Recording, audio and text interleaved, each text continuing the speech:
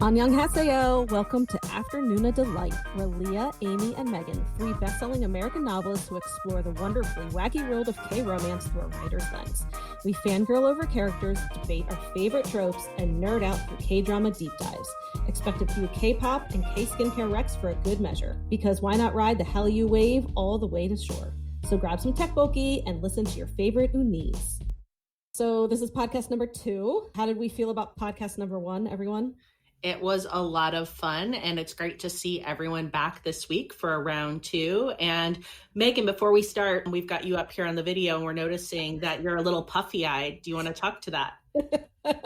So I made the mistake of watching the last episode of Goblin. So it's Guardian, the Great and Lonely God, right? That's like the full. And that was maybe a bad idea to watch it right before this podcast because I cried on and off the whole hour and 15 minutes. But I can confidently say, I'm sure we'll talk about this in a future podcast, that it is 5 out of 5. I loved it. I love the characters. I love the story. And I almost want to watch it all over again, even though it made me bawl my eyes out. And I look puffy and terrible right now. Good thing we're friends. So I'm glad you guys told me to watch it. Now that we've all watched Goblin and loved it, you can bet that we are going to be talking about Goblin in an upcoming show. So don't forget to click subscribe and follow us on Instagram at Afternoona Delight Podcast to find out all of our upcoming episodes. All right, well, let's dive into today's episode. So today we've got a Romeo and Juliet story backdropped against one of the most reclusive nations on Earth. There's a freak tornado, scented candles, Switzerland piano solos, hand-roasted coffee beans, and a 24-hour crawl through a hand-dug tunnel. Yep, that's right. Today we are talking about Crash Landing on You, the second highest rated drama in Korean TV history, and all of our K-drama gateways. Today we're going to do a deep dive into the two charismatic leads. We've got South Korean heiress Se-Ri and her stoic North Korean soldier boy, Captain Ri. So strap on your parachute, folks, and let's see where the wind takes us. And please note this episode does contain spoilers, so proceed with caution. As we get started in Crash Landing on You, I guess I want to first address the fact that this was our gateway drama. Start of our addiction. The start of our addiction, exactly. And so I would love to hear a little bit from both of you on like how overall like you reacted to the show. And for me, just going into this segment, I think something that I wanted to touch on was the inspiration behind the story. And something that I read that I thought was really interesting was how the screenwriter was actually inspired by a true story. So in 2008, there was a South Korean actress, Jung Yang, who had to be rescued with 3 other people when their boat hit bad weather, and it forced them up into that hotly contested military boundary between North and South Korea, who are 2 nations still technically at war. And so I think for me, the fact that while overall this was like a fabulous love story that was super addictive and had that like sense of how could this ever possibly work out happily for anyone, it also felt like it was a pretty touching experience about like humanizing people who might be otherwise seen as your enemy. And it also felt like it was really like an exploration of the deep pain of division that's happening on the Korean Peninsula. So I really look forward to discussing a little bit more of that North-South dynamic during our deep dive in the series. So as far as this being my gateway drama, one of the things that really hit me about this is how every single emotion is tied up in all of these 16 episodes. One moment I would be sobbing my eyes out, and then the next I would be rolling on the floor laughing because I can't believe how funny, a scene is. And it absolutely blew my mind. Going back to, you said you were researching about it. I think we might have brought this up in our first episode, the idea that Park Ji-eun wrote this by herself, all 16 episodes. And that was mind-boggling to me. What made this then sort of the gateway for me was in then comparing my reaction to this drama, where my immediate reaction was to watch it all over again because I loved it so much. And there was nothing else that could fill that void for me, that emotional void. And it made me think about American television. And I think about these writers' rooms where we've got, all these brains sort of coming together to put this story together. And here we have this one woman who weaved all of this intricate plot and the backgrounds of the characters together. And it absolutely blew my mind. And all I wanted was to see more of it. And so that was it for me. It was Crash Landing on You ×2, and then got my subscription to Viki, and here we are. Yeah, so you guys talked about the emotions. So and obviously we'll talk more about those. I think my first reaction was how compulsively watchable it was. I could not stop. So I thought about how the episodes were constructed. So I hope I'm getting this author right, but I think it was Tiffany Rice, and she's a American romance novelist. And I remember listening to her talk about how she constructs chapters. And she said that, obviously when you write a scene, you have the build up, climax, and then there's usually some sort of denouement. Is that how you say it? Denouement? It is. To the scene where there's like a letdown, and that's how you construct a scene.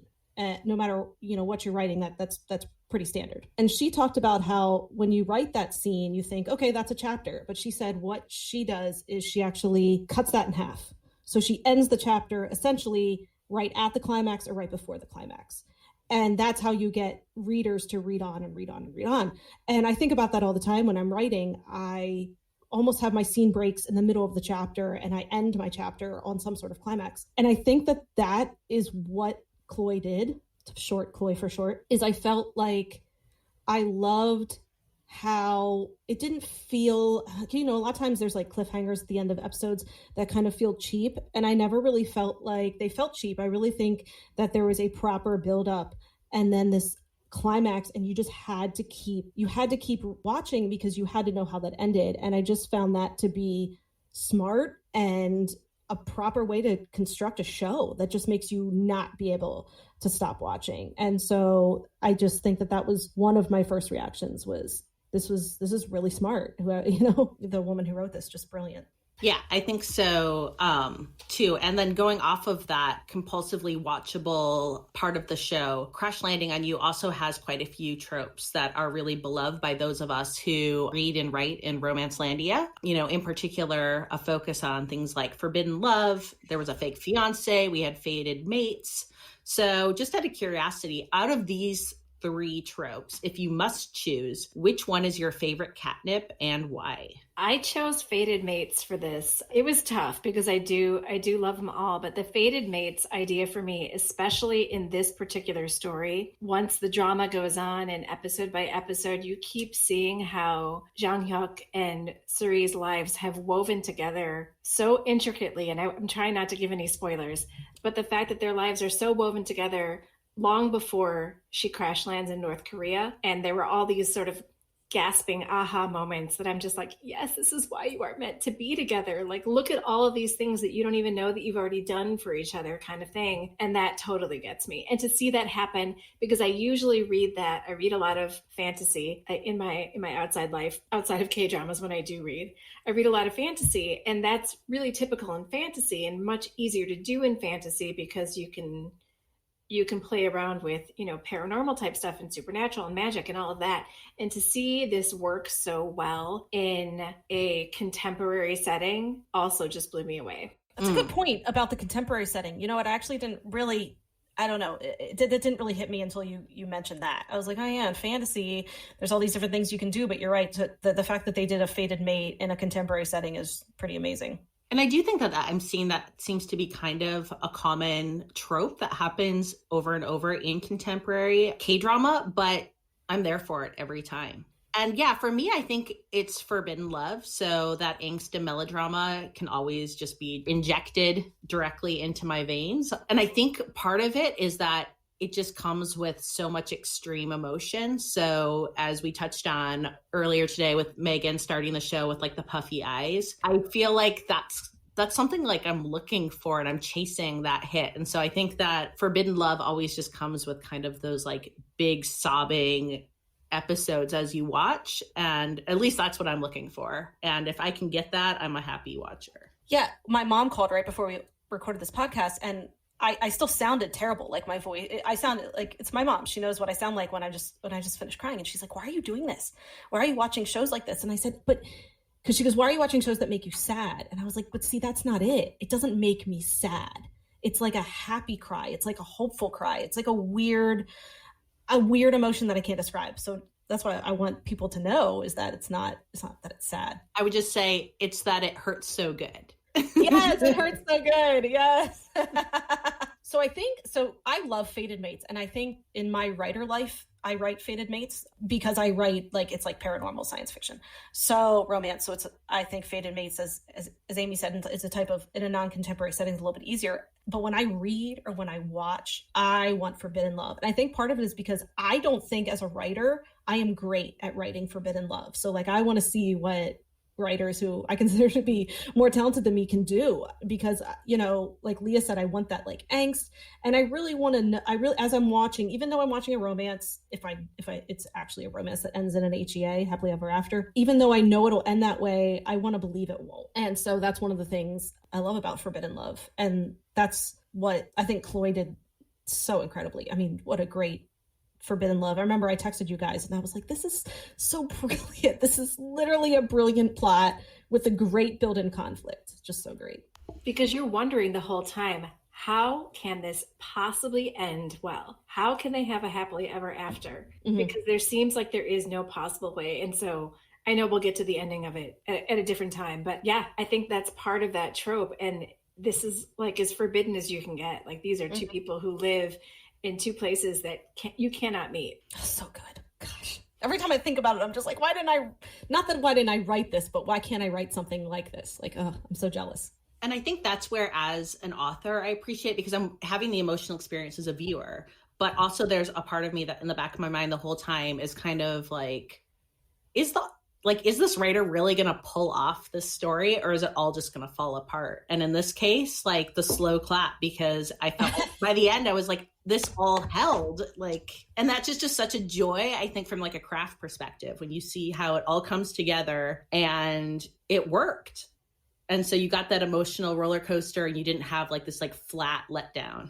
Going back to the writing aspect, and circling nicely into the segue on book recommendations, given that we touched on forbidden love and fated mates as preferred tropes, do you all have a book recommendation that you could make that kind of fits within these tropes? So not Crash Landing on You related, but just something that if people are seeking that same kind of emotional experience. So I think I'm going to quickly brand myself here as the teen novel recommendation podcast. But you're good at it. Because, well, and I'll preface it with, I taught high school English for 13 years. I was a high school librarian for 6 years before we started this. So it's kind of ingrained in me, and I love reading it. So I will go to fantasy now for my fated mates.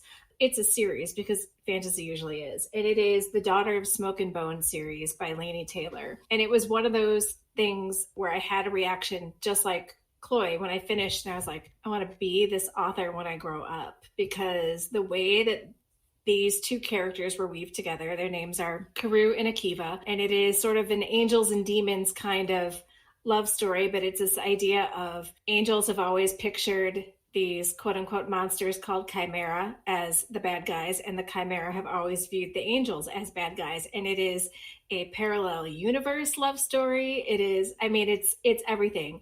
And I'll give away too much if I say anything more about it being fated mates, but it's just absolutely spectacular. It carries through 3 books so brilliantly and weaves it all together, and just leaves you still wanting more at the end. And these are some long books too, and I still wanted more. So yeah, fantasy, Daughter of Smoke and Bone by Laini Taylor, absolutely brilliant. And for me, going to Forbidden Love, a really fun forbidden love that I read that hit me in the feelings, but it didn't quite provide, I wasn't completely angst ridden, but I was really hooked by the concept, was Red, White, and Royal Blue by Casey McQuiston.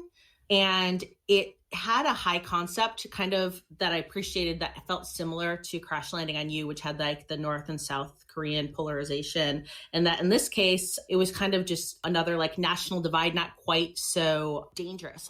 But the stakes were that we have Alex, who's the first son of the President of the United States, living in the White House. He has a long-term nemesis in Prince Henry, who is a Prince of Wales. So there's kind of a fun across the pond, enemies to lovers, but also kind of forbidden love, because, there's a lot of geopolitical implications mixed up in that.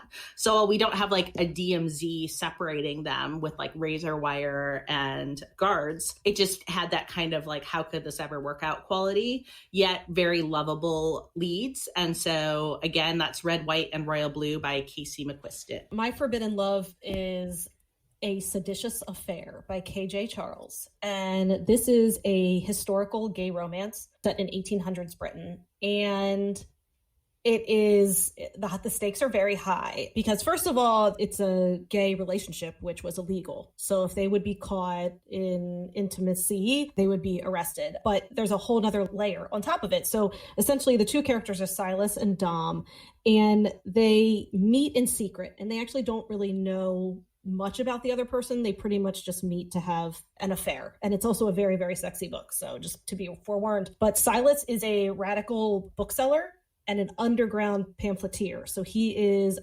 against the Tory government. Whereas Dom is an agent of Homeland Security and he's pursuing seditionists. So they're literally, as at odds with each other.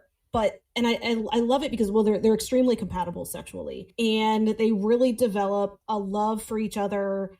But there's also a lot of, political discussions, but in a way that really rang true to me and fair. And it's just, but as you can see, it's like a double layer of forbidden love. It's just a really, really fantastic book. And actually, pretty much everything KJ Charles writes is a really fantastic. She writes a lot of forbidden love and fantastic writer. So I highly recommend. But anyway, this is A Seditious Affair by KJ Charles.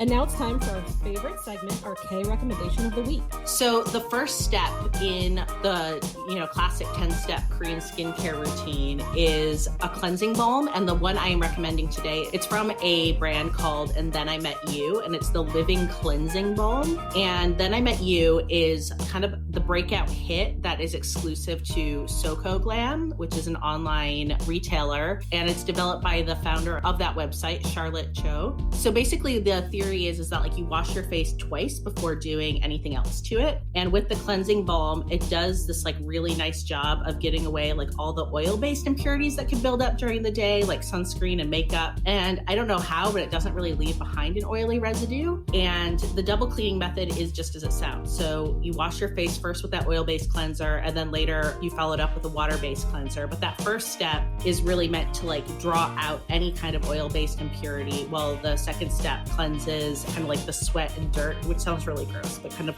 more of the water-based impurity. So this isn't a gimmick to buy more products and to fill up your bathroom, but I do feel that two-step cleansing process really has been a game changer to me and making me feel very fresh-faced, and it's cleansing without drying. So my recommendation is the Living Cleansing Balm from the Then I Met You line, and you can get it on Soko Glam. Let's talk about Captain Ri. And specifically, let's talk about whether or not he is the perfect alpha, or as we lovingly like to call someone, an alpha hole. But we first have to talk about what the difference is between alpha and alpha hole. So let's start with you two. How about if you tell me some of your definitions of alpha versus alpha hole? I love this discussion. It's very common in Romancelandia for authors who are in that community, because I do think sometimes the alphas can get a bad rap, because I think there are a lot of alpha holes in romance. I hate saying that word, alpha holes. But so obviously an alpha is a leader. I think that's a given, and I think he's usually a charismatic leader. And usually my first thought is that an alpha hole uses his charisma to benefit himself, whereas an alpha benefits his friends, his crew, and his family, and the love of his life. And that is why I think Captain Ri is absolutely an alpha, because he's extremely selfless and he's loyal, and he sacrificed so much throughout the whole series for either his men or his woman. And yeah, I love this conversation because I felt really tried to advocate for alphas in romance. And I do think that alpha holes, which I really like that word actually, I feel alpha holes do such a disservice to the beauty that is the alpha. And for me, I think that something that Captain Ri really personifies to me is that vulnerability, especially vulnerability to his woman, his partner. And it's that sense of being strong enough to show emotion. And so I think that to me is kind of the hallmark of a really good alpha, is that yes, they can be a confident leader and they're competent and they're take charge, but when it comes to their romantic partner, they are happy to really like expose their soft little underbelly as they start to fall in love. And I think that process is always just like a real joy to write and to watch as a viewer. I think that the whole alpha versus alpha hole thing for me, when I was early in my not just romance writing, but also romance reading days, is that I felt like there were some authors who didn't know that you could be an alpha without being an alpha hole. You know what I mean? And I'm not like faulting anybody or anything like that. And I think that gave me a preconceived notion of what an alpha was early in the game until I started seeing more vulnerable alphas. And absolutely, that is what I love about K-drama in general. Like, we're talking about Captain Ri, but I have seen it again and again in all the subsequent K-dramas that I've watched, is that we have this man who is a true inborn leader, but is not afraid to show vulnerability. And I think that's so attractive and sexy. And one of the biggest reasons why I fell for, Hyun Bin in this role is the way that he was able to be both that born leader and also not at all afraid to shed a tear or several when something happened to somebody he loved. And it's something about being masculine without toxic masculinity. And I feel like, again, you can kind of veer off in like, sometimes I think in plotting stories where you're like, oh, I want to have this like very like alpha, and then you go into the alpha hole, but like you end up basically just kind of crafting like an ode to toxic masculinity of somebody that's going to, not have like, yes, they may have like passionate love towards their romantic partner, but in a way that feels just problematic over and over. And like, yes, you can overlook it sometimes because, you're enjoying the story or whatever, and like the suspension of disbelief. But I think more and more, like, A, as I get older, and B, as like I get wiser, I just enjoy so much more when I feel like, we get to have that alpha package, but then the whole time I'm like, but this is like a good person. Right. And an alpha package that's also a good partner. Yeah. I mean, yeah, I'm 37, so I'm not really into just like an alpha hole who's gonna like defend me I don't know, if like some guy touches my butt in a bar. Like, I don't care about that anymore. I want a man now who has a job and can provide for my family. And I just think about a partner, and are you a good person? Do you donate to charity? You know what I mean? That kind of thing. And donate to charity. He's like, and now watch me make my annual contribution to save the turtles. And I'm like, yes, so hot. It is hot, actually. Throw out those straws. I think that could be a whole like romance thing, like our philanthropic romance hero. I was just gonna say, a man who can shed a tear and show philanthropy. Yep. There we go. I love that so much. Yeah, I mean, I know that was a random thing to say, but you know what I mean? I want a partner. And that's where I felt, honestly, when I was watching it, I'm like, he would make such a good husband. Like, such a good husband. And that's what made him attractive to me as an alpha. My husband. He would make such a good husband for me. For me, right. Right. So that brings us to a discussion question that I have for you and for myself as well, but I'll let you two go first. What is one of your favorite over-the-top Captain Ri moments of him showing that alphaness, but also that vulnerability? Okay, I know this is like skipping ahead in the show, but I have to talk about the tunnel. I got to talk about the tunnel because I can't handle it. I remember getting to that scene and rewinding because I wasn't sure if I read the translation correctly, and then texting you guys immediately. So the tunnel is, obviously this is going to be a spoiler. Spoil away. Yeah, so the tunnel situation is Se-Ri is in South Korea, and there is a threat to her life, basically. There's an enemy who traveled to South Korea to harm her, and Captain Ri finds out, and he has to save her. So he has to travel to South Korea, and the only way he can get there, I can't say that, is he has to crawl 20 hours through a tunnel, no rest, no food or drink, just army crawl for 20 hours. And it's literally in the show that way. I mean, they say like no rest. And the best part is he like pops out in South Korea on like a beach, and he doesn't look dirty. It's like hair's not out of place. He has like one artful little scratch.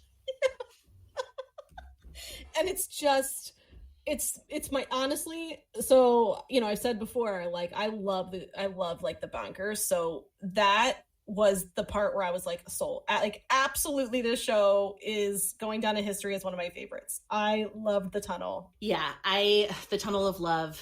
I have a lot of comments for that. And yeah, again, like spoiler alert here, but I think for me, like one time that really like made me sit up was actually pre-tunnel of love, and that was the motorcycle of hotness. Oh my god, the best. Yeah. So basically, like she's being like taken and he kind of like disappeared. This is one nice thing that happens in K-dramas. You start to be like, oh, what happened to like so-and-so? The characters kind of like dropped out of the story. And then like you get like the next episode that's like, meanwhile, behind the scenes, they were putting all the pieces together to like execute this amazing rescue. And so basically he just rescues her on a motorcycle. And it doesn't sound like much of anything, like meh, motorcycle. The whole thing is just like chef's kiss, ultra sexy, competent, military fatigues coming after the woman he loves. He's going to save the day. There's a shootout. He takes a bullet and it's just the whole thing. It's just like a completely perfect little scene of like everything that makes him a wonderful man. His hair blowing. His hair blowing. Like, cause he loses the helmet and the hair is blowing. Oh yeah. How many times have we sent each other that GIF so that we can see it over and over again? It's a beauty. I do watch, and I use the word GIF, FYI, but I watch that GIF over and over. And he's like shooting the gun like to the side, like it's just so great. It's so yeah. That is my gun sound. Okay, Amy. So those are two of my absolute favorites, and those are so physically over the top and just gorgeous, and like this strong, gorgeous man doing this for his woman. And mine that I'm going to share is a little less physical, but more just so super heartfelt. And that was the Year of Texts.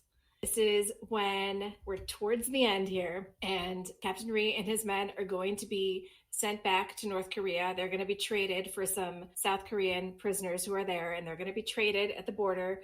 And once that happens, we don't know if Jang-hyuk and Se-Ri will ever see each other again. And to help her get through the time that he is gone, he pre-programs a year of texts for her. She starts getting these texts, and I think the first one was, are you still awake, or are you sleeping, or something like that.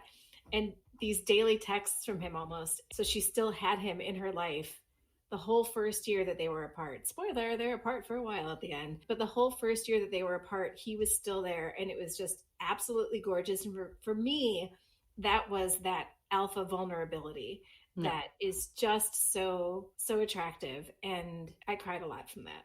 Yeah. Reminding her to eat, to drink, to celebrate, to be social. To talk to her plant. Yeah. That he left her. Oh, so beautiful. I need to go watch again. Bye. But yeah, these are great examples of the difference between alpha and alphahole. And it is that whole difference between selfish and selfless. And, Leah, that you brought up, the whole idea of toxic masculinity does not exist for a K-drama alpha like Captain Ri. So another question. Captain Ri always says, I'm fine, even when he is clearly not, like stepping on a landmine in the DMZ. How do you think his background as a North Korean citizen, his family, played into that very relatable coping mechanism of always saying, I'm fine? And how does his relationship with Se-Ri challenge that? I feel like saying I'm fine is just like such a relatable thing for all of us. Whenever I hear someone say I'm fine, to me, it always feels like a mask covering up real emotions under the surface, because saying I'm fine is a lot easier and safer to say than admitting any true feelings. So for me, I felt like with him, it came from, I don't know if fear's the best word, but like a reluctance to appear weak. But also I felt like he was a character that had to bottle everything up to basically do his duty to his family and to his country, that, if he admitted he was anything less than fine, then my little baby boo is going to crack like a broken vase. So he had to like keep that all together inside of him. And I felt like that I'm fine facade shifted really pivotally when he took Se-Ri back to the DMZ to get her back to South Korea.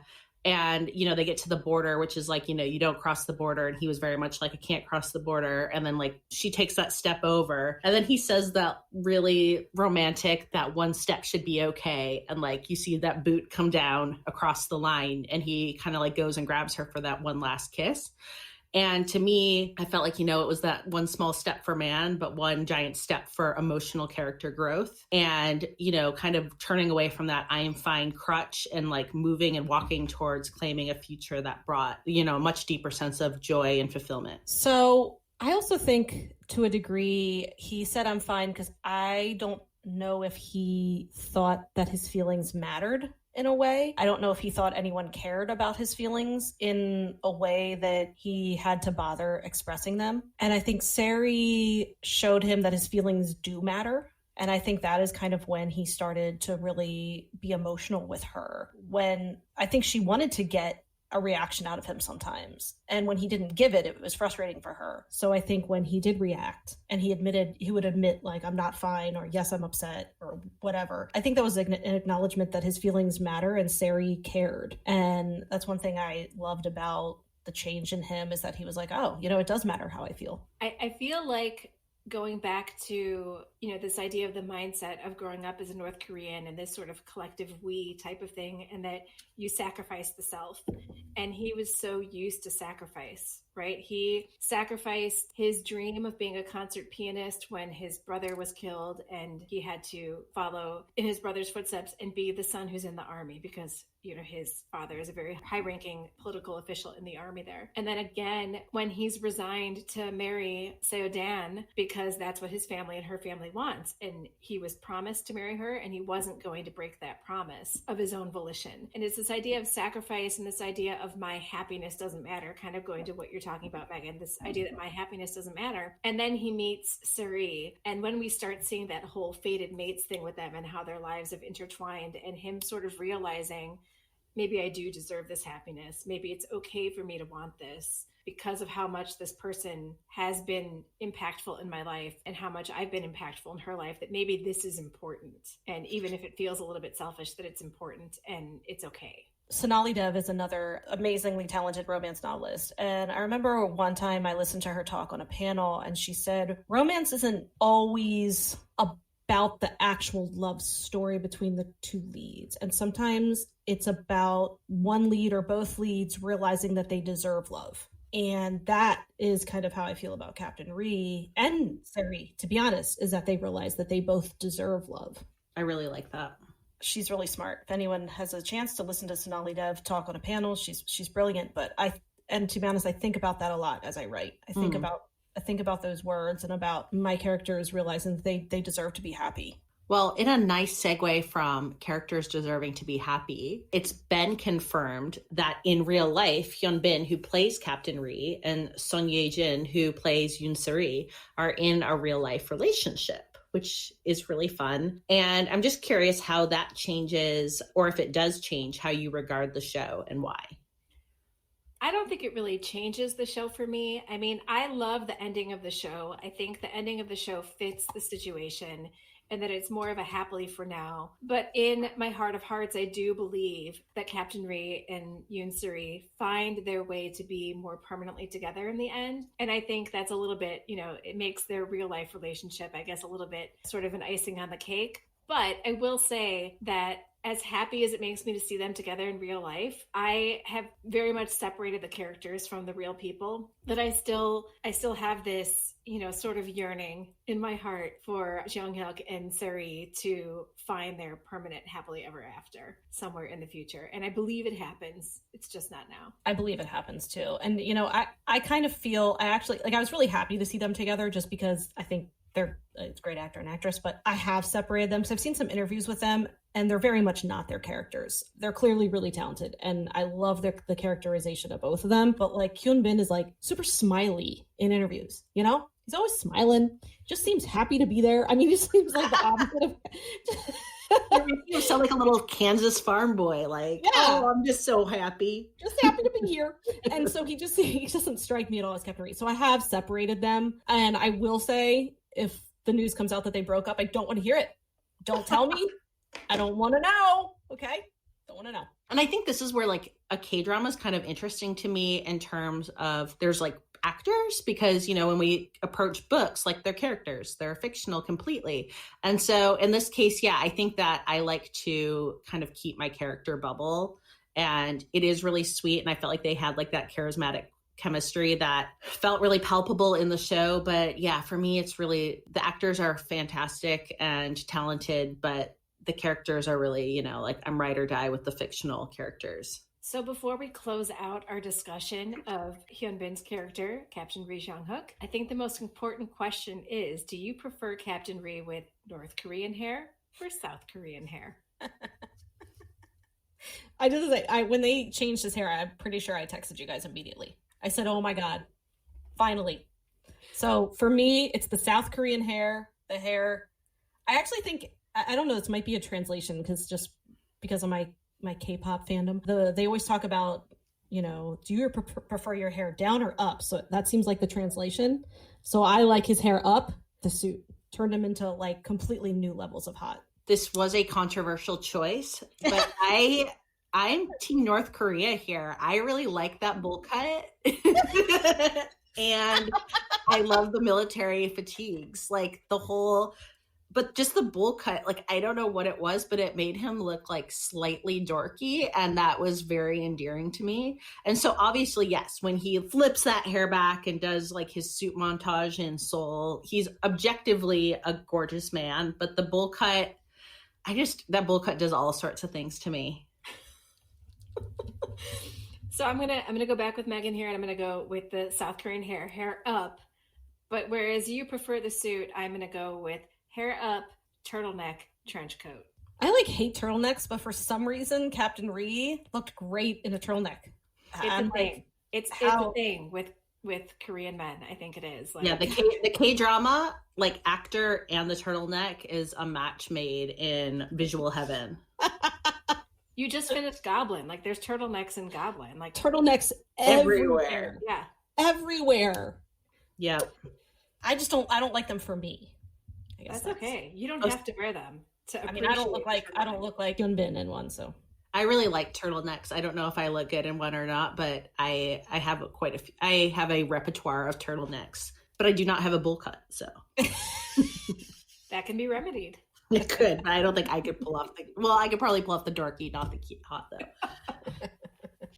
And now we get into Se-Ri, the woman, the myth, the legend. Many K-dramas seem to lean in hard on a Cinderella trope where the heroine is poor or otherwise lacking in social power compared to a rich, powerful hero. But in Chloe, Se-Ri might be the quintessential damsel in distress, but she's also a chaebol archetype, heiress to a South Korean conglomerate, as well as a successful entrepreneur, being a CEO of a popular skincare line, Se-Ri's Choice.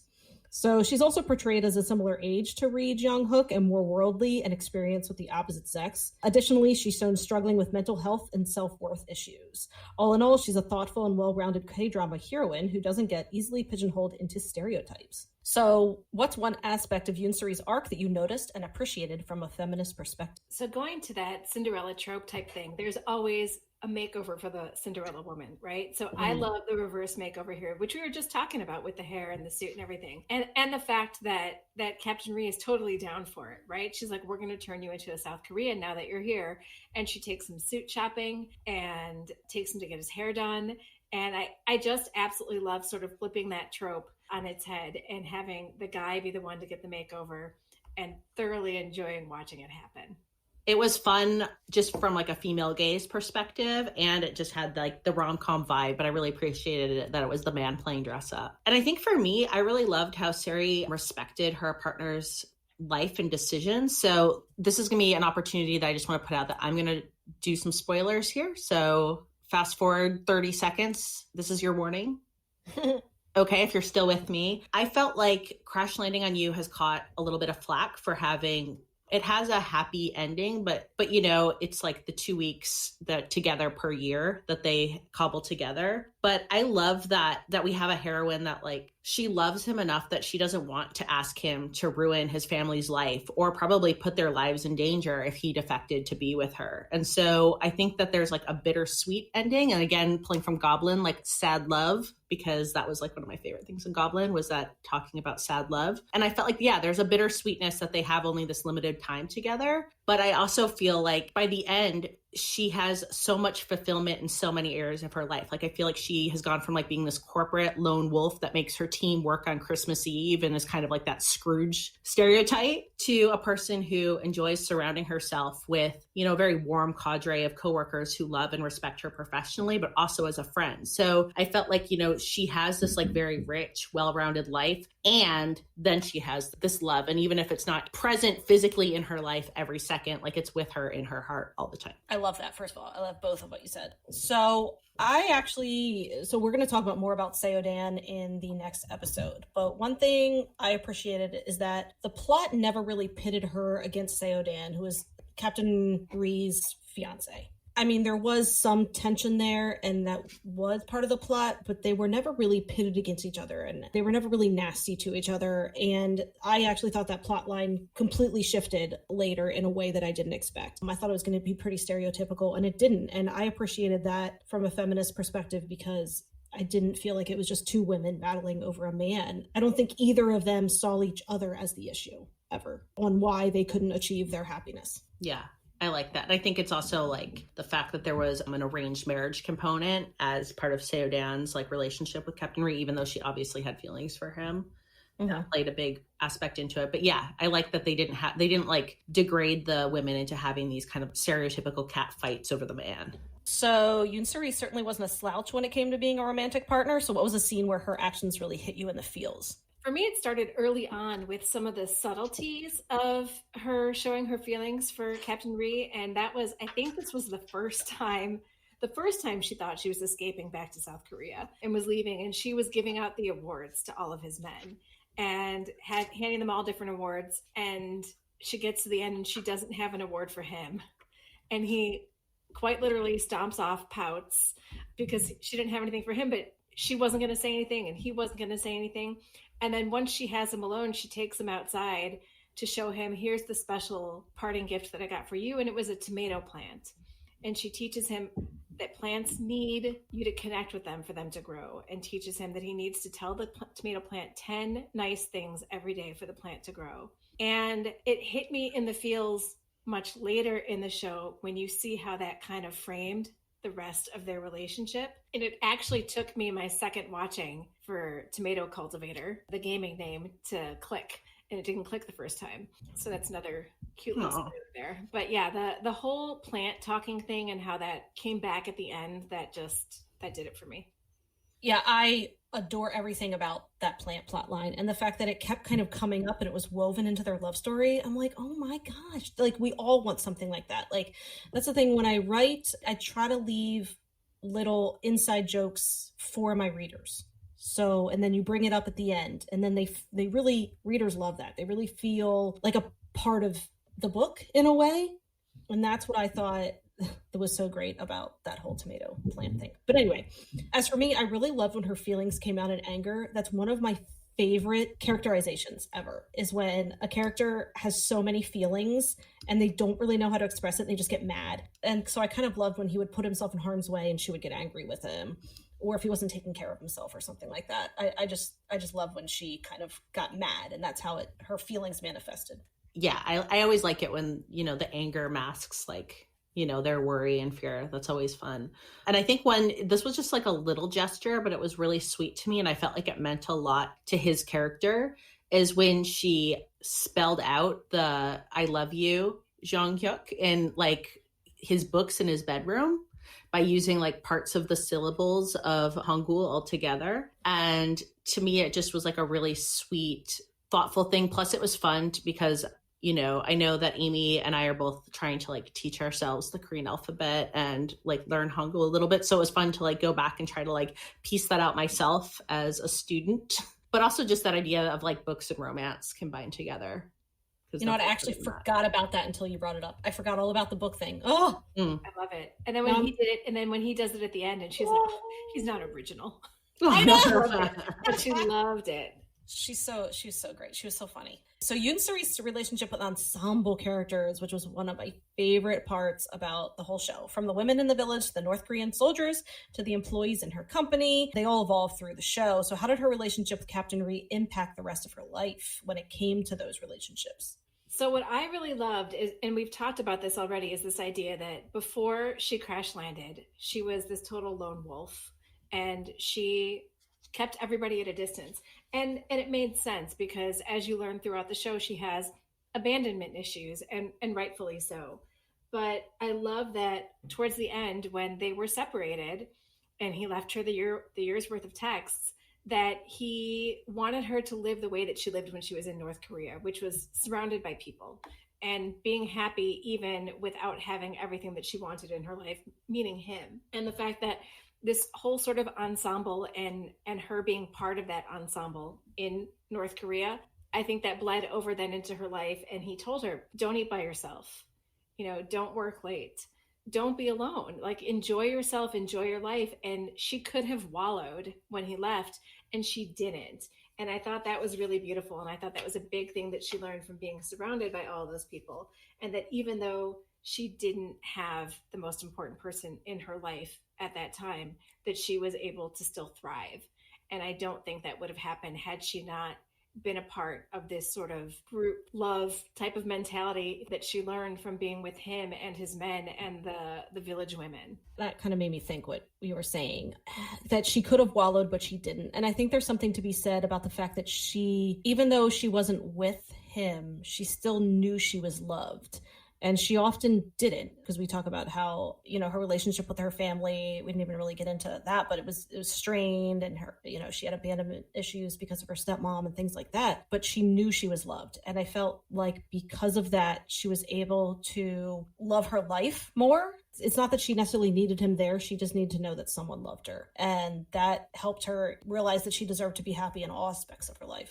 And Megan, something that, you haven't touched on yet today, but that you have in other conversations that I like, is how, she had that kind of persona of being the picky princess. And that played like a role to her. And I kind of almost felt like that was an I'm fine, like how we had Captain Ri with his I'm fine, I'm fine, I'm fine. She was the picky princess, and that let her hide behind kind of that image of, she only takes 3 bites of food at a restaurant, and, she's really high maintenance and like prickly and unapproachable.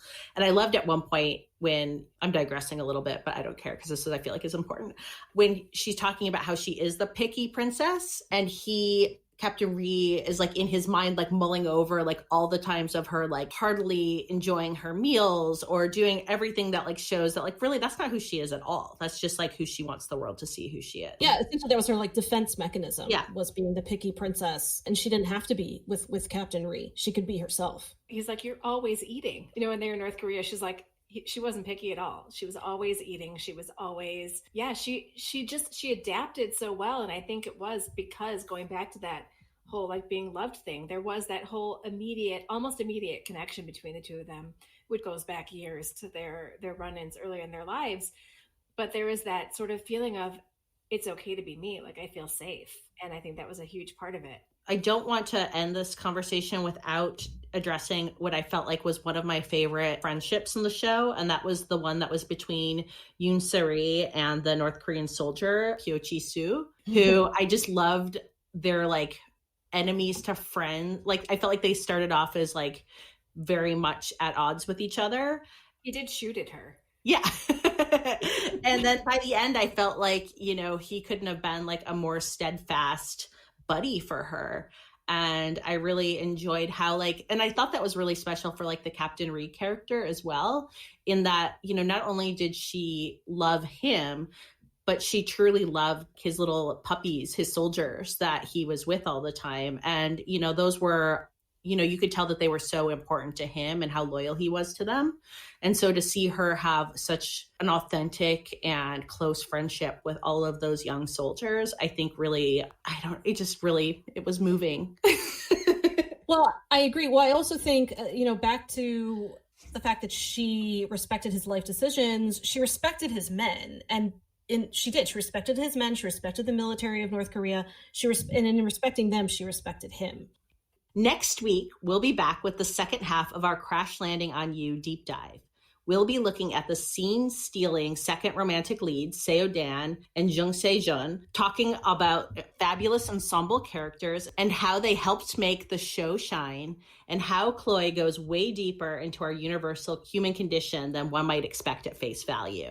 But for now, what I would love to do is hear what show are you all currently watching? I am, on Leah's recommendation, watching Her Private Life with with Kim Jae-wook and Park Min-young, and I am on episode 13. So I hadn't even started the show last recording, and I'm super, super excited to almost be done with this one because I love it so much, but I'm sad for it to almost be over because I am literally just smiling ear to ear every episode. It is just one of the most delightful rom-coms, and I love seeing Kim Jae-wook in a lead after him being a small part, but a very memorable small part in Coffee Prince that I absolutely loved. That's on my list for sure.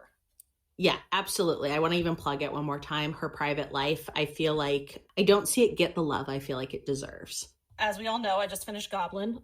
So I need something that's not going to dehydrate me like Goblin did. I mean, I'm like trying to drink a lot of water while we're talking because I cried so much today. So I am going to watch Touch Your Heart, mainly because it has the leads as the secondary leads in Goblin. So I'm very excited about it. I've heard good things, and I will probably end up starting it tonight or tomorrow. Woo! And yeah, I am about a little less than halfway into Touch Your Heart. And I do think it's a fun office romance. And the premise is kind of like there's a top actress who has a career damaging scandal and it's left her jobless for a couple of years. And she has the opportunity to get the starring role in a hot new legal Kdrama. But she has a little problem, which is that she's notorious for not acting super great. And so the writer for the show actually has some clout and says, look, if you're going to be in this show, we're going to need you to get some experience. And like, you can't phone this role in. So she agrees to go work at a law firm as a legal secretary for 3 months. And obviously she's assigned to Lee Dong-wook, who plays the workaholic, aloof, and very dreamy lawyer. So yeah, it's a lot of fun. Well, that's it for this week, everybody. So should we say it? 안녕! 감사합니다. Thank you for listening to Afternoona Delight. Make sure to subscribe for more great K-romance conversation. And be sure to follow us on Instagram and Twitter at Afternoona Delight Podcast for more information on our podcast, behind-the-scenes photos, and of course, pics of our favorite oppas and anis. 안녕!